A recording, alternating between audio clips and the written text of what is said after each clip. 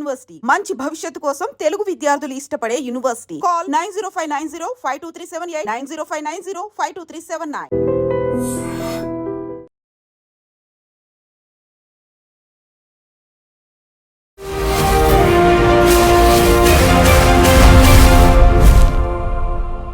నమస్తే, welcome to I dream social spotlight with Kavitha.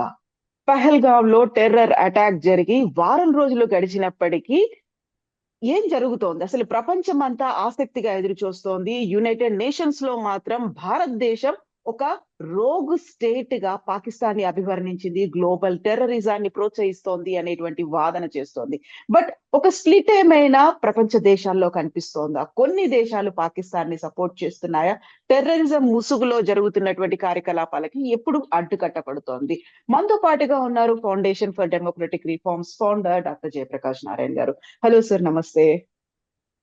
Kavitha sir, బోల్డ్ అని issues కనిపిస్తున్నాయి. Actual గా టెర్రరిస్టులు పహల్గాంకి ఎలా వచ్చారు అనుకున్నప్పుడు స్థానికుల సపోర్ట్ తోనే వచ్చారు అనేది. 24 గంటల పాటు ట్రెక్కింగ్ చేసి ఆ ప్లేస్ కు చేరుకున్నారు.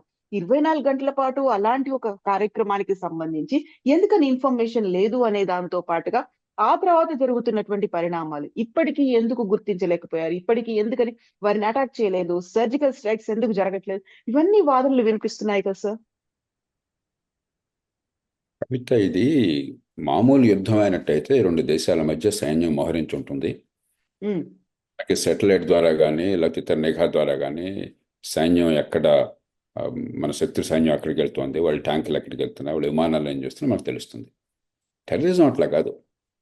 రహస్యంగా కొద్ది మంది ఎసిమెట్రిక్ వార్ఫేర్, అంటే వాళ్ళు చేసే పని చాలా చిన్నదే కానీ ప్రభావం చాలా పెద్ద అలాంటి పని చేయడం. కాబట్టి దీనిలో ఏదో మీరు ఒక సంఘటన జరగగానే నిమిషాల్లో సినిమాల్లో సీన్ మారినట్టుగా మనకంతా సమాచారం పర్ఫెక్ట్గా వచ్చేసి వాళ్ళు ఎక్కడున్నారో తెలిసిపోయి వాళ్ళందరినీ పట్టేసుకునేది, వాళ్ళని కాల్చి పారేసేలా జరగదు. ఇప్పుడు అమెరికా మీద దాడి జరిగింది 2001లో, 9/11 అని చెప్పంటాం, ట్విన్ టవర్స్ని కూల్చేశారు. ఎంతకాలం పట్టింది? ఆ తర్వాత బిన్ లాడెన్ని పట్టుకోవడానికి కానీ లేకపోతే అది చంపేయడానికి ఎంతకాలం పట్టింది? అంత దేశానికి ఏ రకమైన వనరుల్లో లోటు లేదు, సాంకేతిక పరిజ్ఞానం లోటు లేదు, నిఘా విభాగాల లోటు లేదు, ప్రపంచం నుంచి సహకారం లోటు లేదు. కానీ ఎన్నేళ్ళు పట్టింది? చివరికి పాకిస్తాన్లో ఆ బేస్ ఉసామా బిన్ లాడెన్ కనుక్కొని కొన్ని ఏళ్ల పాటు పరిశోధన తర్వాత అతన్ని చంపగలిగారు. అంచేత 3 రోజులు జరగలేదు, 1 రోజు జరగలేదు, ఇది సరైన పద్ధతి కాదు. ప్రభుత్వాలు, దేశంలో ఏ ప్రభుత్వం అయినా కూడా చిత్తశుద్ధితో ప్రయత్నం చేసినా కూడా ఇది క్షణాల్లో తేలే పని కాదు, ఒకరోజు పరిష్కారం అయ్యే సమస్య కాదు, దీర్ఘకాల సమస్య. ఖచ్చితంగా 3 రకాలుగా మన ప్రయత్నం ఉండాలి. ఒకటి, ఆ ముష్కరుల్ని గుర్తించడం, వాళ్ళని తుదముట్టించడం ఖచ్చితంగా అవసరం, ఇవాళ రేపైనా చేసి తెరవలసిందే. 2, పాకిస్తాన్ మీద బాగా దౌత్యపరంగా, ఆర్థికంగా, ఇతర పరంగా ఆంక్షల రూపంలో వాళ్ళ మీద ఒత్తిడి తీసుకొచ్చి కొంతమేరకన్నా పాకిస్తాన్ని కట్టడి చేయడం. 3, స్థానికంగా టెర్రరిస్టులకి రిక్రూట్మెంట్ ఆపటం, దాన్ని తగ్గించడం. 4, దీర్ఘకాలంలో అటు దేశం బయట నుంచే వచ్చేటువంటి శక్తుల ద్వారా కానీ లేదా దేశం లోపల కానీ ఈ టెర్రరిజానికి అవకాశం లేకుండా చేయటం. కాబట్టి ఇవన్నీ ఏదో మనకి స్విచ్ ఆన్ చేస్తే లైట్ వెలిగే రకం కాదు. రకాల పోరాటం ఇది. దానికోసం పోరాడాలి. నేను గతంలో చెప్పినట్టుగా కొవ్వొత్తి ఆరిపోయేటప్పుడు ముందు చాలా వెలుతురు ఎక్కువ కనిపిస్తుంది. ఇది కూడా అలాంటిదే. ఇప్పుడు మీరు ఒక మంచి పరిణామం ఏంటంటే, ఈ వారం రోజుల్లో నాకు అర్థమైంది, జమ్మూ కాశ్మీర్లో 10,000 మంది, లక్షలాది మంది సామాన్య పౌరులు, అత్యధికులు వాళ్ళు ముస్లింలు టెర్రరిజాన్ని వ్యతిరేకిస్తున్నారు. వాళ్ళు ఏదో టెర్రరిజం అంటే మన మీద ప్రేమతోనో అని కాదు, ఆర్థిక ప్రయోజనాలు, మా కుటుంబం ప్రయోజనాలు, నా భవిష్యత్తు, అక్కడ టూరిజంతో, అక్కడ ఆర్థిక ప్రగతితో, అక్కడ పెట్టుబడితో ముడిపడి ఉన్నది. ఇలాంటి మూర్ఖపు చర్య చివరికి జమ్మూ కాశ్మీర్లో ఉన్న ప్రజల జీవితాలను, కుటుంబాల జీవితాలను అల్లకల్లోలం చేస్తుంది. అది మంచి పరిణామం, అది ప్రజలకు అర్థమై. అలాగే అంతర్జాతీయ సమాజం నుంచి చాలా ఖచ్చితంగా 100% మద్దతు ఉన్నది. నాగరిక దేశంలో, ఏ దేశంలో అయినా సరే టెర్రరిజాన్ని మద్దతు ఇచ్చే దేశం ఉండదు. మీరు టర్కీ ఒక రకంగా అడ్డోగాన్ అనేవాడు ఒక మూర్ఖుడైన నాయకుడు. అతనికి ఏదో 19వ శతాబ్దంలో ఉన్నట్టుగా, మొదటి ప్రపంచ యుద్ధం దాకా ఉన్నట్టుగా ఒక క్యాలిఫేట్ అంటారు, క్యాలిఫ్ అంటారు. అంటే ముస్లిం సాంప్రదాయంలో ఒక భాగం ఏంటంటే, దేవుడు రాజు, దేవుడు ప్రతినిధిగా భూమి మీద క్యాలిఫ్ రాజు. యా. ఆ క్యాలిఫ్కి కిందకి లోబడి సుల్తాన్లు పరిపాలిస్తారు, అమీర్లు లేకపోతే సుల్తాన్లు పరిపాలిస్తారు. అది వాళ్ళ పాతకాలపు ఆలోచన. హ్మ్. చాలా కాలం పాటు మనకి మొదటి ప్రపంచ యుద్ధం తర్వాత ఆ క్యాలిఫేట్ని రద్దు చేశారు, ఆ యుద్ధంలో టర్కీ ఇతర దేశాలు ఓడిపోయిన తర్వాత.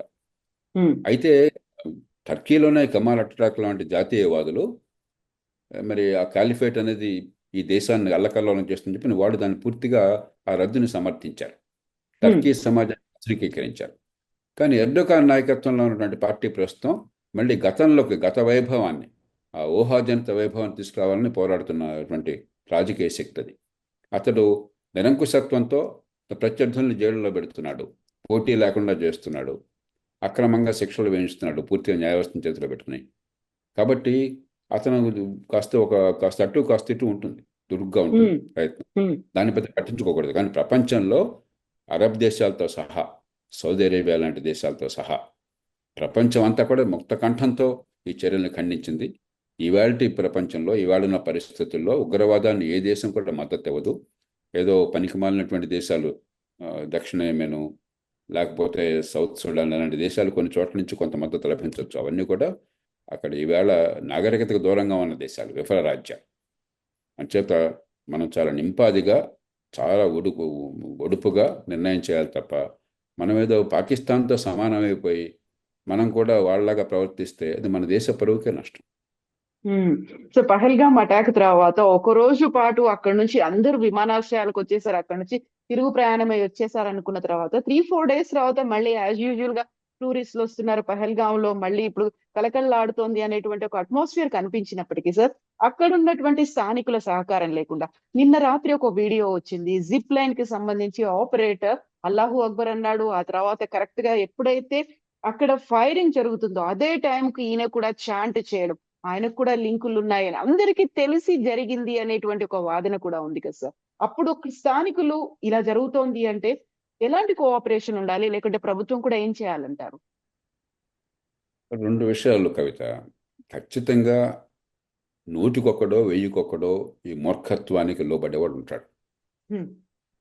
ఇస్లాం ప్రమాదంలో పడిందన్నటువంటి పిచ్చివాదనకో, లేకపోతే ఒక ఉగ్రవాదానికి పాల్పడేటైతే వాళ్ళకి ఏదో స్వేచ్ఛ వస్తుందని చెప్పిన మూర్ఖపు వాదనకో లొంగేవాడు కొంత మూర్ఖులు ఉంటారు. హ్మ్. కానీ వెయ్యికొక్కళ్ళనే మనం సమాజం మొత్తానికి ఆపాదించకూడదు. ఇప్పుడు ఒక పక్కన మీరే చెప్తున్నారు 3 రోజులు కాగానే మళ్ళీ అక్కడ కాశ్మీర్లో టూరిజం కలకల్లాడుతుందని. ఎలా కలకల్లాడుతుంది? కాశ్మీరీ సమాజం కోరుకుంటుంది కాబట్టి. ఇంతకుముందు అనుకున్నాం, కాశ్మీరీ ప్రజలు, అత్యధికులు ముస్లింలు ప్రతిఘటించారు, వాళ్ళు వ్యతిరేకించారు. ఎందుకని? మా జీవితాలు అల్లకల్లోలం అవుతాయి, మా పిల్లల భవిష్యత్తు గందరగోళం అవుతుంది, ఆర్థిక వ్యవస్థ పెరగకపోతే, ఇక్కడ టూరిస్టులు రాకపోతే, ఇక్కడ పెట్టుబడులు రాకపోతే అని చెప్పని. కాబట్టి అత్యధికులు ఖచ్చితంగా దీనికి వ్యతిరేకిస్తున్నారు. కొందరు మూర్ఖులు ఉంటారు సమర్థించేవాళ్ళు. ప్రతి సమాజంలో మీకు జిహాదీ కల్టు వాళ్ళు, నిహిలిజం, సర్వనాశనం కావాలని కోరుకునే వాళ్ళు, ఉన్మాదులు కొందరు ఉంటారు. లేకపోతే టెర్రరిజం ఉండదు. కాబట్టి మనం అందరినీ ఒకే ఘటన కట్టకూడదు. అంచేత నా దృష్టిలో కాశ్మీర్ సమాజం సరైన రీతిలో స్పందించింది. ఆ మూర్ఖులను మనం ఏరివేయాలి, కొందరు మూర్ఖుల జాబితాలో చేరకుండా మనం అడ్డుపాట్లు వేయాలి భవిష్యత్తు. దానికి వ్యూహాత్మకంగా వ్యవహరించాలి. సార్ ఇప్పుడు గతంలో ఖలిస్తాన్ ఉగ్రవాదులు కెనడా కేంద్రంగా పంజాబ్ తో పాటుగా మిగతా చోట్ల అటాకులు చేయడానికి ప్రయత్నించారు, దౌత్య కార్యాలయం మీద కూడా జరిగింది. ఇవన్నీ అనుకున్నప్పుడు సరిహద్దు దేశాలు ఉన్నాయి భారతదేశానికి, ఇప్పుడు చైనా కూడా సపోర్ట్ చేస్తోంది పాకిస్తాన్ కి అనేటువంటి వాదనలు ఉన్నాయి. వీటన్నిటిని ఎలా ట్యాకిల్ చేయాలంటారు సార్? ఎక్కడెక్కడో మన వాళ్లే అక్కడ ఉండి మన మీద అటాక్ చేసే ప్రయత్నాలు జరుగుతున్నప్పుడు. ఇప్పుడు చైనా విషయం తీసుకోండి. ఖచ్చితంగా అంతర్జాతీయ సంబంధాల విషయంలో మన కాస్త తిరుగుతున్న పెట్టాలని చిన్న ప్రయత్నం చేస్తుంది. అలాగని మన శత్రుత్వం కూడా తెచ్చుకోవాలని కోరుకోదు. కాస్త మన మీద ఒత్తిడి ఉండాలి వాళ్ళ దృష్టిలో.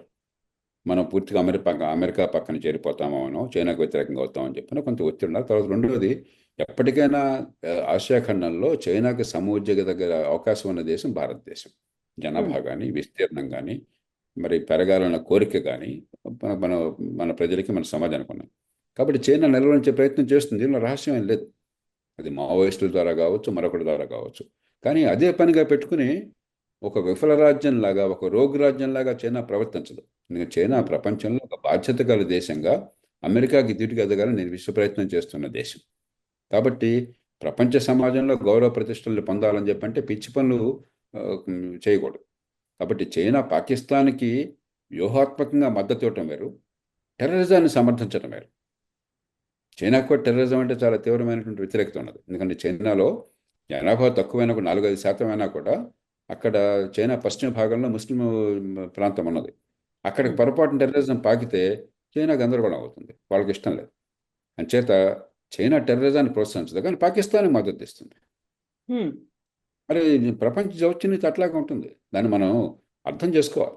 మన పొరుగున్న దేశాలు మిత్రులను మనం ఎంచుకోవచ్చు, కానీ పొరుగున్న దేశాలను ఎంచుకోలేము. అవి జాగ్రఫీ.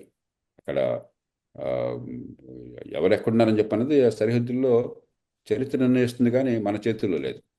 దానికి చైనా లాగా మనం కూడా ఒడిపులాగా వ్యవహరించాలి తప్పితే ఇదేదో చైనా పాకిస్తాన్కి ఉగ్రవాదానికి మద్దతు ఇస్తుంది అనుకుంటే పొరపాటు.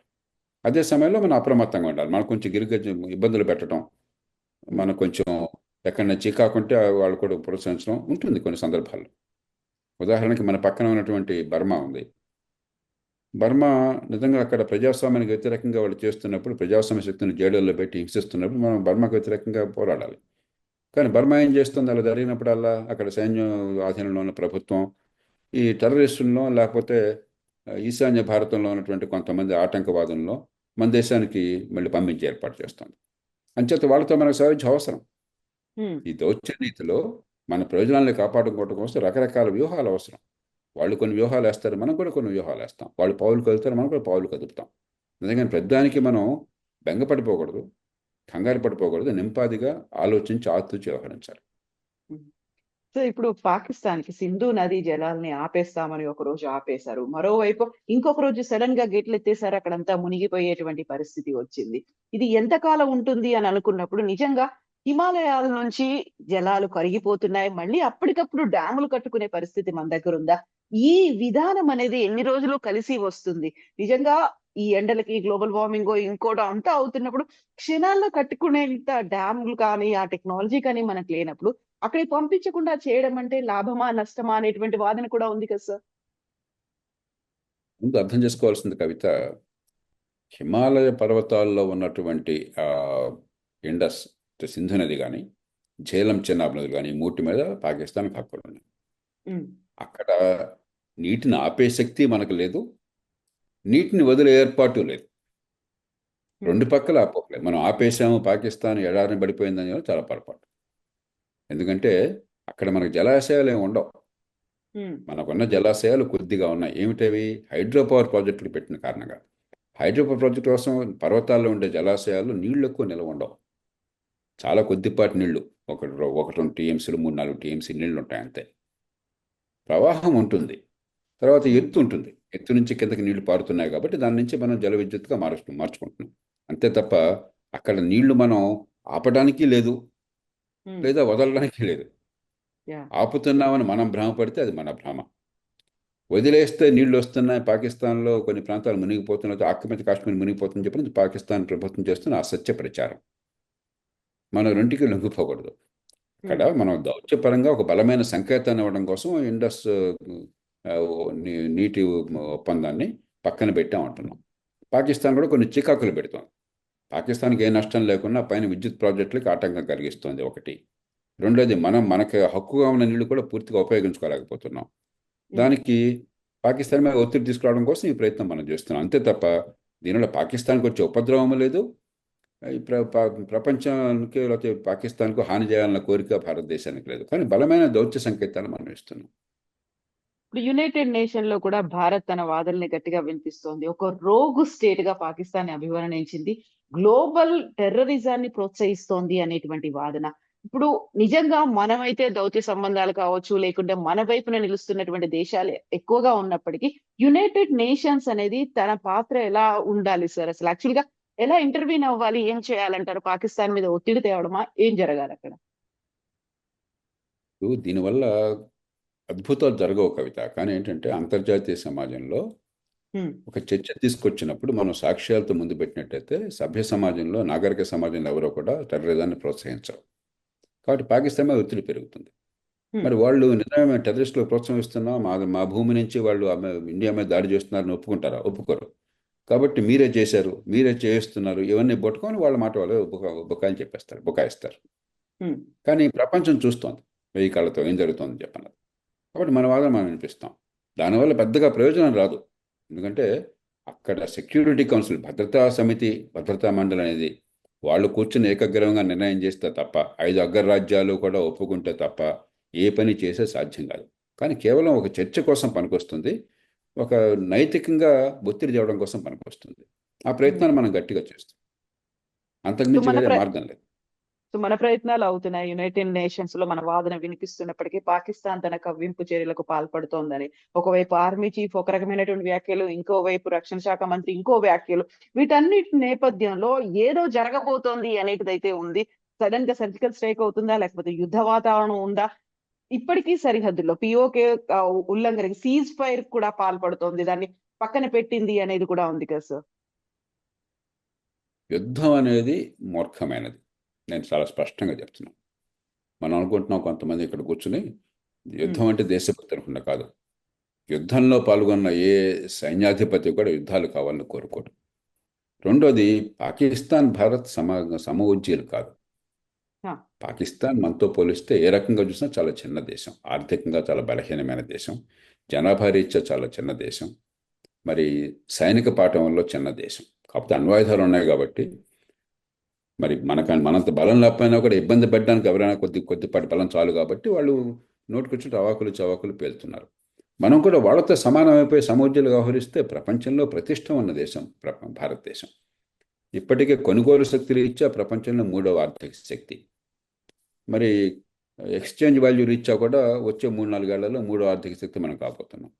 అలాంటి దేశం ఆ ధీటుగా ఆలోచించాలి, హుందాగా ప్రవర్తించాలి. అలాగే ప్రవర్తిస్తున్నాం మనం.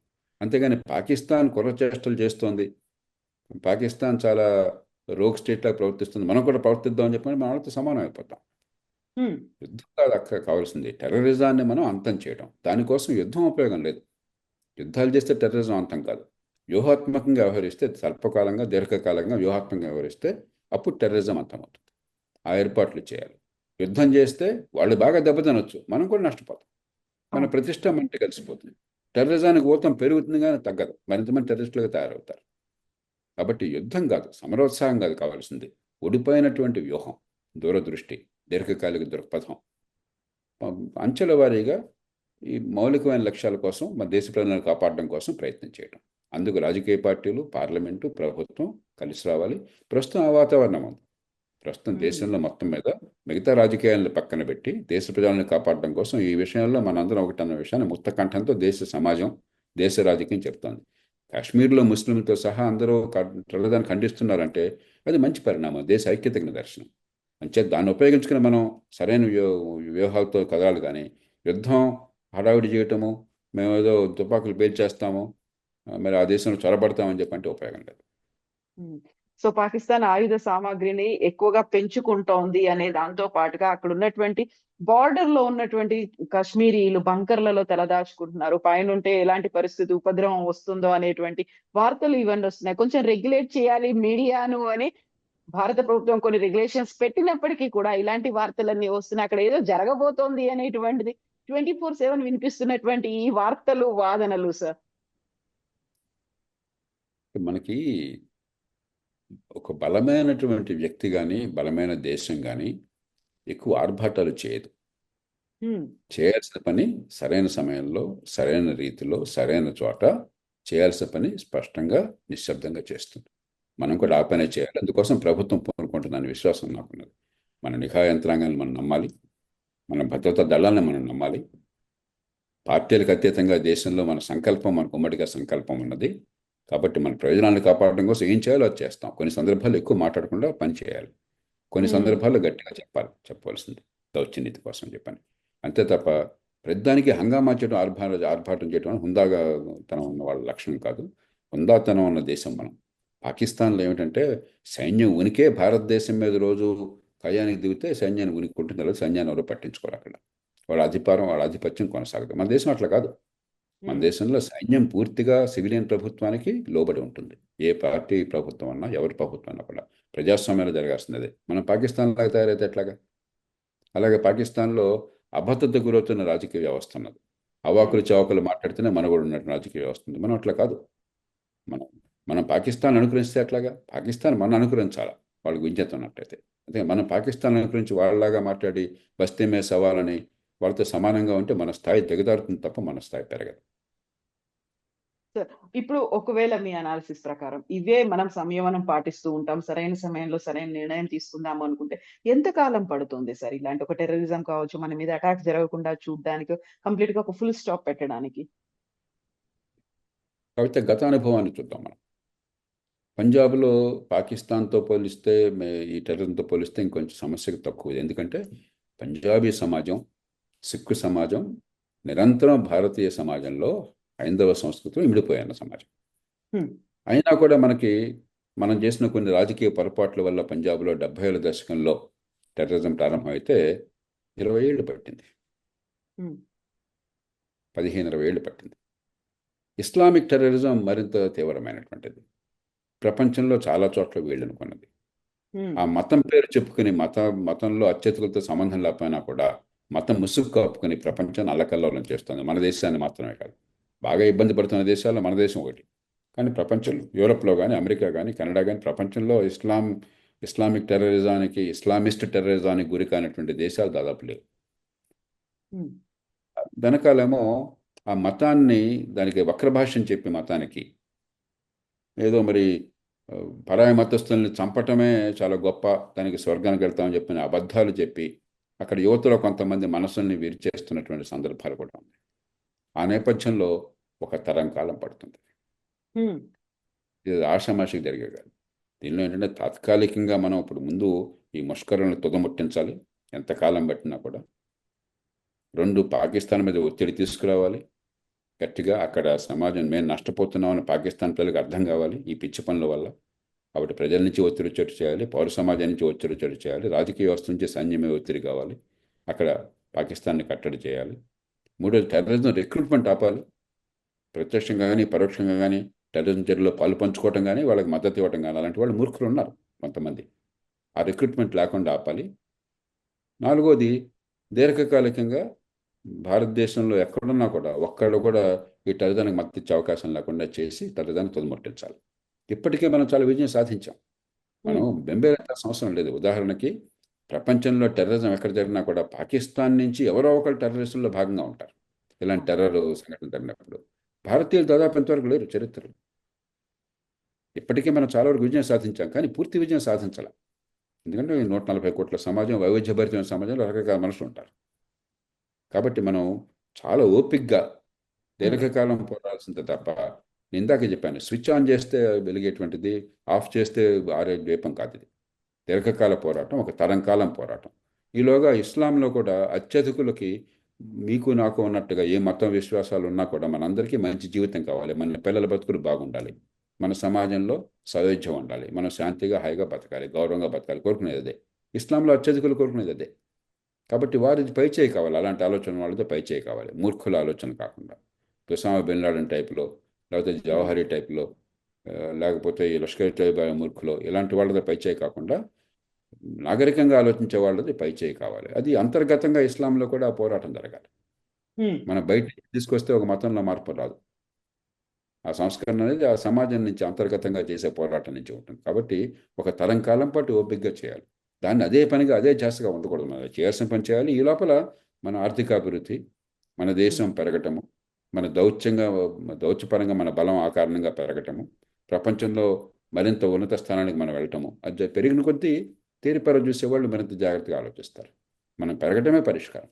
అంతేగాని వాళ్ళ మీద కోపంతో, మనం మొహం మీద కోపంతో ముక్కును కోసుకుంటామంటే మన ప్రతిష్ట దిగజారిపోతే, మన ఆర్థిక వ్యవస్థ కుప్పకూరితే నష్టం వరకు వాళ్ళు ఏం కోరుకున్నారో జరుగుతుంది చివరికి. Yes, sir. Yes, sir. Thank you so much, sir. Thank you. Thank you for the opinions. Thank you, sir. నిజంగా ప్రస్తుతం ఉన్నటువంటి సమాజం దేనికి ప్రయారిటీ ఇస్తుంది? ఆర్థిక సంబంధాల చుట్టూ మాత్రమే తిరుగుతోంది. మళ్ళీ ఎన్నికలంగానే చాలా విరక్తి కలుగుతున్నాం. మంచి అనిపిస్తుంది కదా, లేడీస్ కూడా ఛాలెంజింగ్ జాబ్స్ చేసినప్పుడు చాలా బాగుంటది. ట్రాఫిక్ అసిస్టెంట్స్ గా నియమించిన ట్రాన్స్జెండర్స్ అందరితో సాల్యూట్ చేయించుకుంటున్నారు. ఫుడ్ డెలివరీ ఇవ్వటానికి వెళ్ళినటువంటి డెలివరీ బాయ్ అనిల్ పై కళ్ళ ముందు